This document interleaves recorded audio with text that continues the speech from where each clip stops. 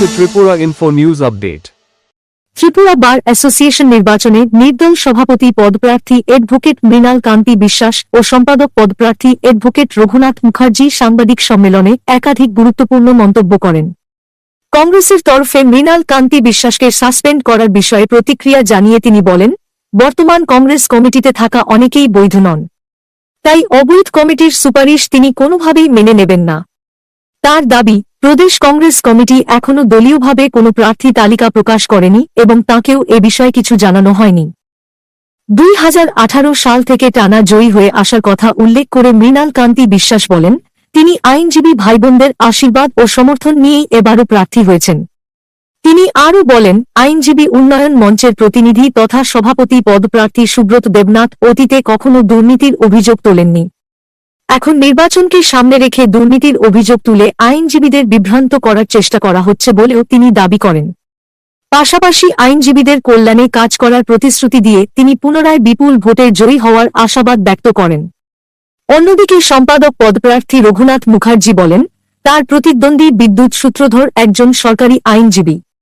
সরকারি দায়িত্ব পালন করতে গিয়ে আইনজীবীদের কল্যাণে নিরপেক্ষভাবে কাজ করা কঠিন বলেও তিনি মন্তব্য করেন।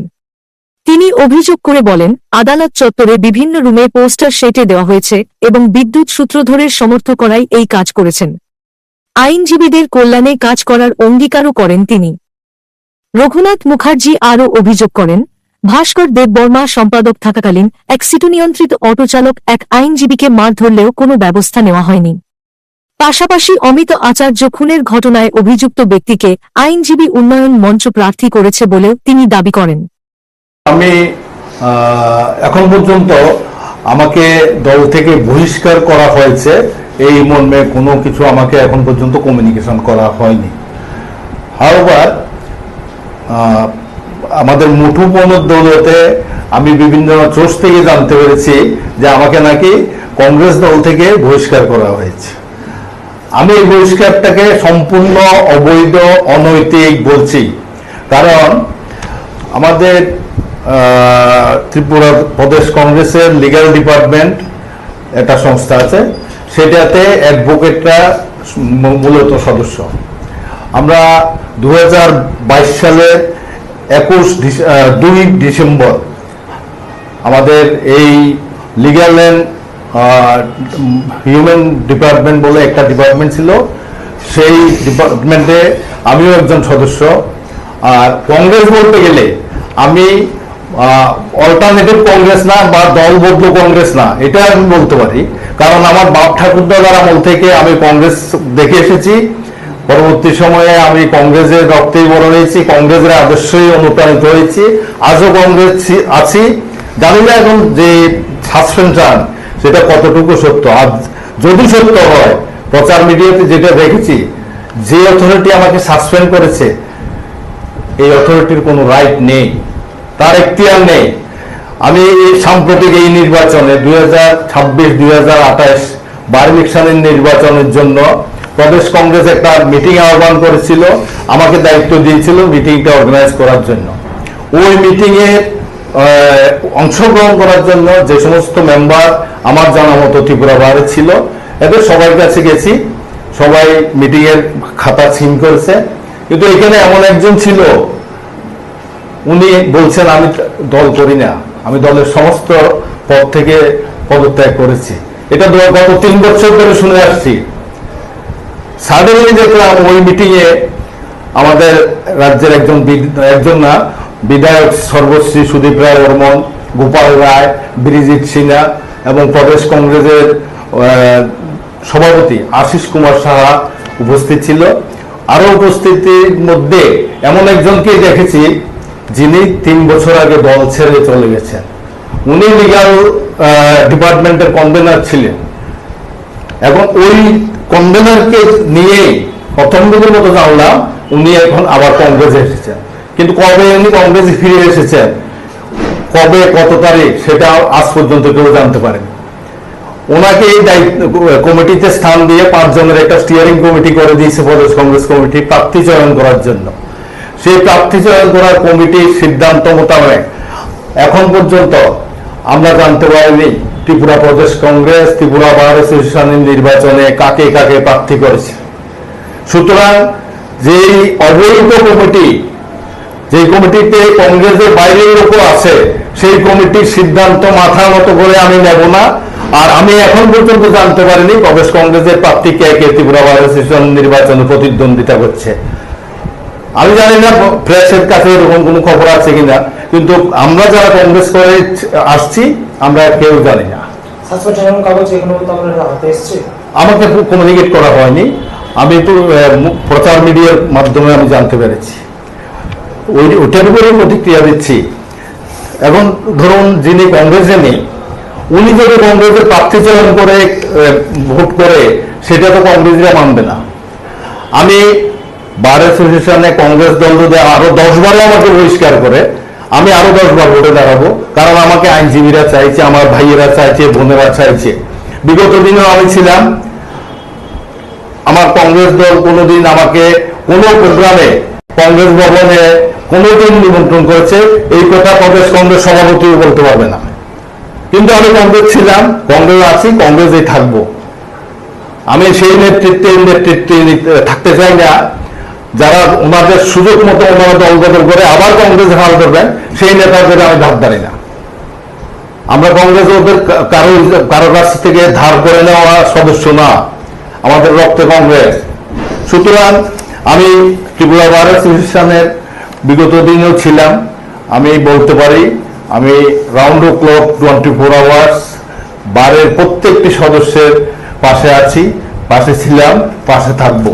এই অঙ্গীকার নিয়ে আমি আবার ত্রিপুরা বার অ্যাসোসিয়েশনে প্রতিদ্বন্দ্বিতা করছি এবং আমি সর্বোত্তভাবে বিভিন্ন আইনজীবীদের কাছ থেকে স্বতঃস্ফূর্ত সাড়া পাচ্ছি। আমি আশা করব, আমি 100% নিশ্চিত আমি জয়ী হব। এখন আমার নির্বাচনে আমি বারের সদস্যদের কাছে যে সমস্ত প্রতিশ্রুতি নিয়ে যাচ্ছি, ধরুন আমি সভাপতি পদে কেন দাঁড়ালাম, আমি সভাপতি পদে দাঁড়িয়েছি এই কারণে যে আমি যাদেরকে এখানে প্রার্থী দেখেছি, প্রতিদ্বন্দ্বী যারা আছে বিভিন্ন দলে, তাদের সম্পর্কে আমি দুইটা কথা বলবো। একটা কথা হচ্ছে, এটা বার অ্যাসোসিয়েশনের সেবা করার জন্য যারা আসবে, বার অ্যাসোসিয়েশনটা কিন্তু জেনারেল ইলেকশনের মতো ইলেকশন না, যে বিধানসভা, রাজ্যসভা, লোকসভার ইলেকশন না। এখানে ভোটার কারা, প্রত্যেকটা ভোটারের নামের আগে লামনেট আছে, লামনেট লোকরা ভোট দেবে, লামনেট লোকদেরকে সেবা করার সুযোগ নেওয়ার জন্য আমি এখানে নির্বাচনে দাঁড়িয়েছি। বিগত দিনেও সেবা করে এসেছি। এত সম্মানিত সদস্যদের সেবা করার সুযোগ পাওয়াটা আমি একটা মহৎ কাজ ধরে নিয়ে আমি নির্বাচনে অবতীর্ণ হয়েছি। দ্বিতীয়ত, আগামী দিনে কি করার পরিকল্পনা আছে সেই সম্পর্কে আমি বলবো। এটা এই করে দেব, সেই করে দেব, যারা বসতে পারছে না কালকেই বসার জায়গা করে দেব। বিভিন্ন প্রতিশ্রুতি যদি বাস্তবায়িত না হয়, এরকম কোনো প্রতিশ্রুতি আমি দিতে পারবো না যে আমি কালকেই সমস্ত লয়ার সিটিং অ্যারেঞ্জমেন্ট করে দেব। কারণ এখানে 2017 সাল লাস্ট কমিটি গেল, 18 সাল থেকে আমরা এসেছি। আমি এবং কৌশিক ইন্দু দুইজনেই সেক্রেটারি প্রেসিডেন্ট ছিলাম। আমরা যখন এসেছি সেই বছর, তারা ঠিক আগের বছর 392 জন সদস্য ছিল এই বারে। তখন অ্যাডভোকেটরা ওয়েলফেয়ার পেয়েছে 17,043 টাকা, 392 জন। আজকে আমার সদস্য সংখ্যা 800-র উপরে। আমাদের স্থান সংকুলন কিন্তু বাড়েনি, জায়গা বাড়েনি, সম্পত্তি বাড়েনি। এই 800-র উপরে সদস্য আজকের দিনে ক্রমান্বয়ে বাড়তে বাড়তে 40,000 টাকা ওয়েলফেয়ার পেয়েছে 2025 সালে। আমি বলবো না কেউ শুরু করেছে, কিন্তু 2017 সালে 392 জন সদস্য 17,000 টাকা পেয়েছে। সেই টাকাটা আজকে 40,000 হয়েছে। কেন হয়েছে? নিশ্চয়ই পূর্বতন কমিটিগুলি চুরি না করো, কিন্তু পরিচালনগত বা অর্গানাইজেশন ওদের ভুল ছিল, ত্রুটি ছিল, সেই কারণে কমিটির পরিবর্তন হয়েছে। পরিবর্তন হওয়ার পরে আর আমাদের পিছিয়ে তাকাতে হয়নি। আমরা বারবার আমাদের ভোটের মার্জিন বেড়েছে, আমাদের মেম্বারদের পরিষেবার গতি আরো বেড়ে গেছে।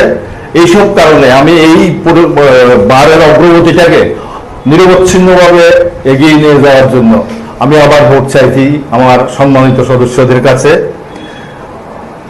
আমি একটা জিনিস বললো, অন্যান্য পদাধিকারী যারা আছে বিগত কমিটিগুলি তো ছিল, ধরুন এখন প্রশ্ন তোলা হচ্ছে বারে দুর্নীতি হয়েছে, বারে আর্থিক নয়ছয় হয়েছে। বারের বিগত 3টা কমিটিতে আমাদের রাজ্যের বামপন্থীর লোক ছিল, সদস্য ছিল। আজকে যারা উন্নয়ন মঞ্চ বলছে বিজেপি সংগঠন, সেই উন্নয়ন মঞ্চের ভাইস প্রেসিডেন্ট ছিল আমার সঙ্গে গতবার, উন্নয়ন মঞ্চের অ্যাসিস্ট্যান্ট সেক্রেটারি ছিল আমার সঙ্গে বিজেপি গতবার। ওরা বিগত দিনে কোনো একদিন বলতে পারবে না, কোথাও বলতে পারবে না যে আমাদের কাজে কোনো ত্রুটি আছে বা আমাদের এখানে কোনো আর্থিক নয়ছয়। যদি হয় থাকে আর্থিক নয়ছয়, তাহলে কেন বিজেপির সদস্যরা এর অংশীদার হবে না? আজকে উনি প্রেসিডেন্টের পদে দাঁড়িয়েছেন, উনি বিগত কমিটিগুলির মিটিংয়ে বা কোনো সময় কোনো মিডিয়াতে কোথাও কি এই অভিযোগ তুলেছিলেন? উনি তুলেননি। আজকে বলছে, এটা বলতে পারবো ওনাকে আমরা বিগত 2 বছরের কমিটিতে আমরা 100টা মিটিং করেছি, থাকলে উনি 10টাতে ছিলেন, আর বাকি 90টাতে উনি হাজির নাই। উনি ওনার দায়িত্ব এড়াতে পারেন না, প্রতিশ্রুতি দিতে পারেন কিন্তু উনি দায়িত্ব এড়াতে পারবেন না। কেন উনি প্রতিবাদ করেননি? আজকে কেন বলছেন যে সবার জন্য বসার স্থান করবো, জুনিয়রদের জন্য ইকুয়াল ওয়েলফেয়ার করবো? যে কমিটিতে যখন 140 জন জুনিয়র সদস্য লিখিতভাবে আবেদন করেছে যে আমরা কেন বঞ্চিত হব, সেই পিটিশন নিয়ে যখন আলোচনা হয়েছে ওনারা ওইখান থেকে দায়িত্ব এড়িয়ে চলে গেছেন, যার ফলে আমরা এই পিটিশনটা ডিসপোজ অফ করতে পারিনি। ইন্ডিপেন্ডেন্ট ইলেকশন ডিক্লেয়ার হয়ে গেছে, আমরা এই পিটিশনটাকে ডিসপোজ অফ না করে পরের কমিটি এসে সিদ্ধান্ত নেবে এই বলে আমরা এটাকে ক্যাব পেন্ডিং রেখেছি। তবুও আমরা জুনিয়রদেরকে অনেক কষ্টের বিনিময়ে একটা নতুন বসার জায়গা করেছি। আপনারা নিশ্চয়ই দেখেছেন আমাদের ওই পাশের বিল্ডিং এর পিছনে আম্রকুঞ্জ নামে একটা বিল্ডিং আমরা করেছি। এটা রাজ্য সরকার থেকে আমি এবং কৌশিক কিন্তু আপ্রাণ চেষ্টা করে রাজ্য সরকারের অনুমতি নিয়ে সেই বিল্ডিং এ আমরা 60 জন লয়ারের বসার জায়গা করেছি। এটা মুখে বললে হবে না, কোথায় জায়গা কোথায় হবে? আমাদের তো আর জায়গার পরিধি পাচ্ছে না। তাহলে আমি বলবো যে প্রতিশ্রুতি আমি বাস্তবায়িত করতে পারবো না, সেই প্রতিশ্রুতি দিয়ে আমি ভোট চাইবো না। আমি ভোট চাইবো আমার সর্বোচ্চ পরিষেবা দিয়ে, সর্বোচ্চ চেষ্টা থাকবে প্রত্যেকটা লয়ারের পাশে থাকার জন্য। আমরা করোনার সময় থেকেছি, আমরা যে কোনো পরিস্থিতিতে দিন রাত 24 ঘন্টা আইনজীবীদের পাশে থাকার অঙ্গীকার নিয়ে আমি ভোট চাইতে এসেছি ত্রিপুরা বার অ্যাসোসিয়েশনে, এবং আমি আশা রাখছি আমি আবার বিপুল ভোটে জয়লাভ করব। সম্মানিত আইনজীবীরা আশীর্বাদ আমার মাথায় রাখবেন, এইটুকুই আমার বক্তব্য। আসন্ন 13 তারিখ ত্রিপুরা বার অ্যাসোসিয়েশনের যে সাধারণ নির্বাচন, সেই নির্বাচনে আমি নির্দল প্রার্থী হিসেবে সম্পাদক পদে প্রতিযোগিতা করছি। তো এখানে আমাদের যিনি সভাপতি পদে আছেন উনি কতগুলি সমস্যার কথা বলেছেন এবং ভবিষ্যতের সমস্যাগুলি সমাধানের উদ্যোগ নেবেন। তো এটা কমন এজেন্ডা, আমরা দুজনেরই কমন এজেন্ডা, সুতরাং এটা নিয়ে রিপিটেশন আমি করছি না। বেসিক্যালি আমার বিপক্ষে যারা দাঁড়িয়েছেন সম্পাদক পদে, যিনি রয়েছেন সংবিধান ও বাঁচাও মঞ্চে যিনি রয়েছেন, উনি একবার ইলেকশনে দাঁড়িয়েছিলেন, ইলেকশনে দাঁড়িয়ে উনি জয়ী হয়েছিলেন, কিন্তু পরের বার আবার দাঁড়ানোর পর আইনজীবীরা ওনাকে কিন্তু রিজেক্ট করেছে, উনি হেরে গেছেন।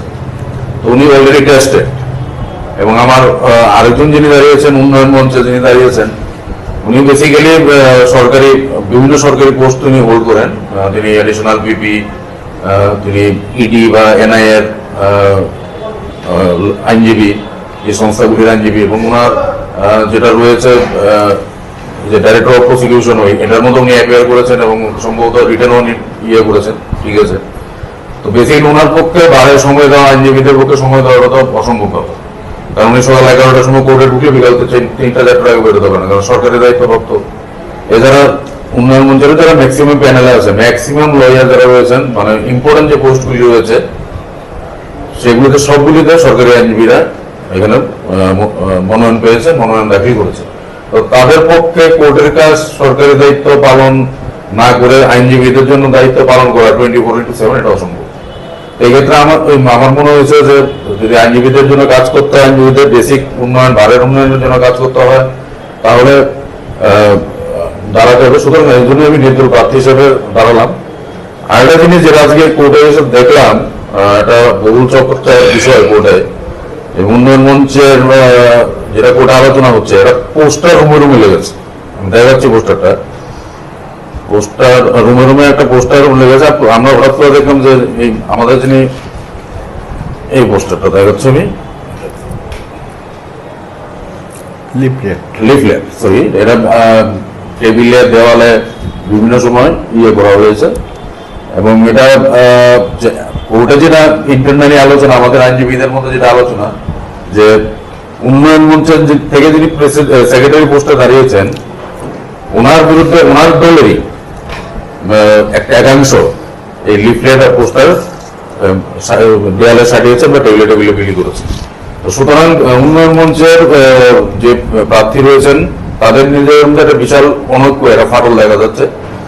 তো এই অবস্থায় দাঁড়িয়ে আগামী দিন ইলেকশনের 13 তারিখ ইলেকশন হবে, সেই ইলেকশনে নির্দল প্রার্থী হিসেবে সম্পাদক পদে আমি জয়ী হওয়ার প্রবল আশা রাখছি। এবং যদি জয়ী হতে পারি, বারের বেটারমেন্ট, আইনজীবীদের বেটারমেন্ট জন্য আমরা কাজ করবো, আমরা দুজনেই কাজ করবো, একসাথে কাজ করবো অন্যান্য আইনজীবীদের সঙ্গে নিয়ে।